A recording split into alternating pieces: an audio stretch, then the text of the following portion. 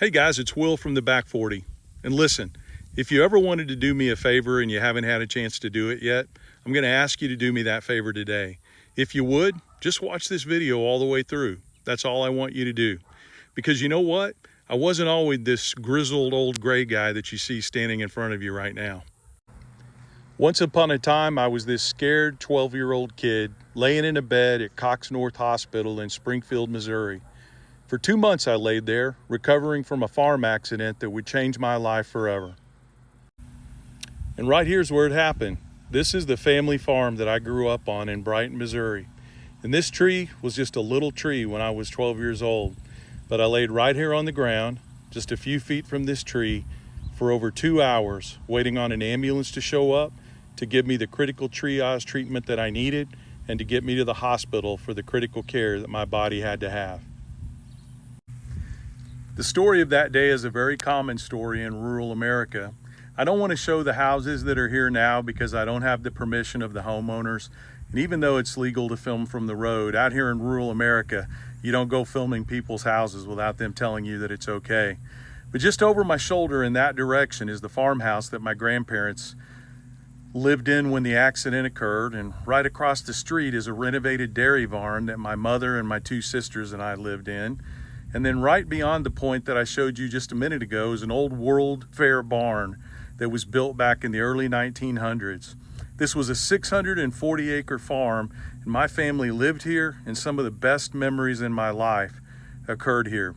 But what I want to tell you about today is why we need better health care in rural America and why I think this shutdown is justified. On April 4th, 1980, I woke up in the morning and it was like any other day on the farm. I put on my blue jeans and my boots and my shirt and my little vinyl leather jacket that I always wore around the farm in the spring and in the fall just to keep warm on a cold day. And I came down to that spot that I showed you. And my grandfather and I dug 40 post holes that day for a riding arena for the Arabian horses that we were raising on the farm. We raised horses, we raised cattle, we raised chickens. And when I was a little kid, we even raised hogs. It was a true small family farm where we raised all kinds of animals, and that helped us supply the food chain with critical food raised in a healthy environment. It was just a great way to grow up. But on this day, everything changed. At about 2 o'clock in the afternoon, after digging 39 of those 40 post holes, my left glove got caught in the power takeoff on a tractor when the auger that we were using hit rock underground and caused the tractor to lurch sideways. My arm was wrapped around the power takeoff shaft, and when I felt it go in, I screamed to my grandfather, "Papa, shut it off." And he did. And that shaft only turned 2 more times, but the damage it did, it was just unimaginable. My grandfather climbed down off the tractor and immediately began wailing and crying and took out his pocket knife and cut me loose from the power takeoff shaft, laid me on the ground, and I looked over as my grandfather ran to the farmhouse to get an ambulance here to save my life. What I saw, I'll never forget.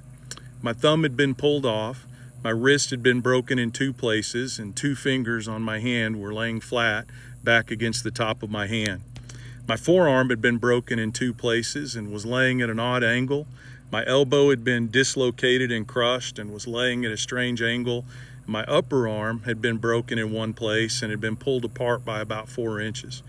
My arm had been ground up in the center where my elbow is, and honestly, guys, it looked like hamburger meat. And I'm sorry to be so detailed about this, but I want you to know what we're fighting for when we're talking about funding rural hospitals.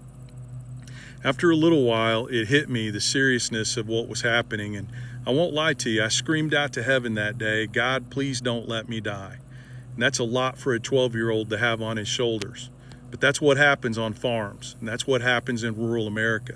And that's why it's so critical that we have the funding that we need, because there were no life flights when this happened to me.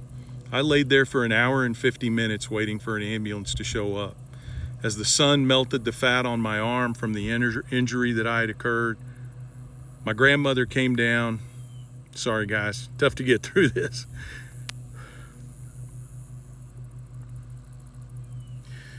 My grandmother came down and laid her jacket across my arm to keep the sun from melting the fat on my arm, and we just laid there together praying. It seemed like we prayed forever. My walk with the Lord really started then, because I'll tell you guys, as I cried out to heaven and said, please don't let me die, there's a voice that I heard at some point that just told me, Willie, I'm not going to let you die. And at that point, for whatever reason, call it shock, call it really God talking to me, I knew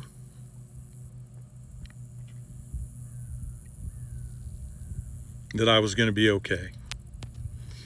The ambulance came, and I got to tell you, these guys were trained to the hilt. They took gallon after gallon of saline solution and washed my arm and cleaned it up and put my arm in an air splint. They put me in the ambulance, and by that time they were so worried that my grandfather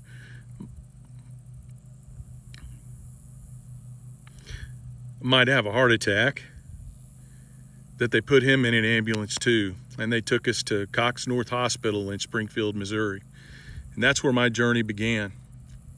I was in that hospital for 2 months, surgery after surgery, cutting away dead skin and dead tissue and getting skin grafts and allowing my bones to grow back together. But here's what I want to tell you guys. It was wrong for a young boy of 12 years old to have to lay on the ground for almost 2 hours waiting on an ambulance to show up. If that same accident happened today, it would only take 36 minutes for me to get to a hospital.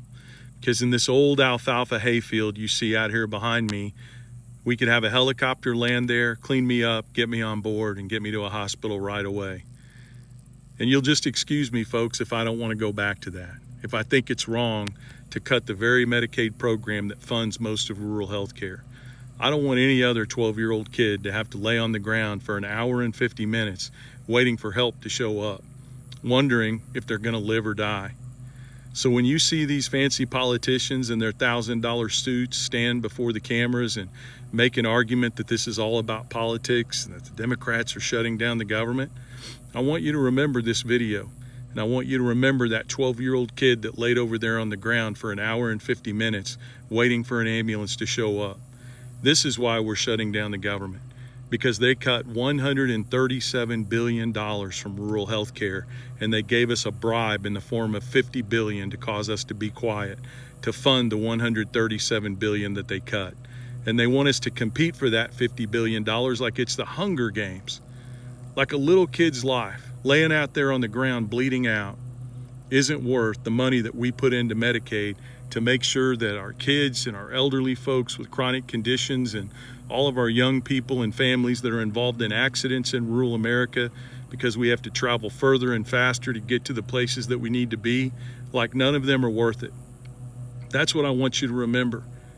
These funding cuts have real consequences in this country, and any little kid that has to go through what I went through when I was 12 years old would be one of those consequences. And by God, that's not right. And surely, Democrat, Republican, or Independent, we can all agree on that. So that's all I'm asking you to do, is put your political labels aside and just agree that if you live in rural America, or hell, anywhere in this country, we deserve good health care. We deserve treatment that arrives quickly and provides us with world-class care and gets us to a hospital when we need it. I'm sorry, I cry at grocery store openings now, guys, but this is one of the most difficult things that ever happened to me. And what we're doing in this country is wrong. And the consequences are real. So call your senator, call your congressman, and tell them to do the right thing. God bless.